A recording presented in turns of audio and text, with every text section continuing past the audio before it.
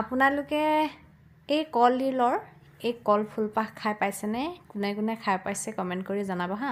আৰু খাই খুব ভাল লাগে, আপোনালোকে খাই চাবচোন এবাৰ। কলগছজোপাৰ পৰা পেলাবলগীয়া একো বস্তুৱেই নাই সঁচা কথা ক'বলৈ গ'লে।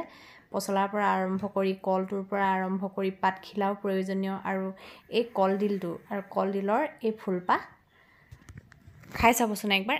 এনেকুৱাকৈ এবাৰ আপোনালোকে এই তাৰ যিটো মই এৰুৱালোঁ ফুলপাহ আৰু এই ঠাৰিডাল আপোনালোকে এৰুৱাই চাবচোন।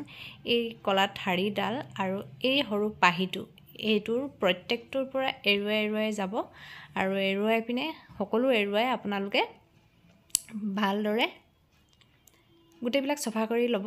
এয়া দেখিছে নহয়, মই এৰুৱাই ল'লোঁ। এৰুৱাই আপোনালোকে ভালদৰে পানীত ধুই ল'ব। এই অকণমান দিলটো কেইদিনমান ছিঙি থোৱা হৈছিল, সেইকাৰণে অকণমান ক'লা ক'লা পৰিলে। আৰু ভালদৰে পানীত ধুই মেলি আপোনালোকে টুকি ল'ব। টুকি পিনে আপোনালোকে এখন কেৰাহীত তেল দি নিমখ আৰু হালধি নিজৰ জোখমতে দি ফ্ৰাই কৰি চাব, খাই খুব ভাল লাগে।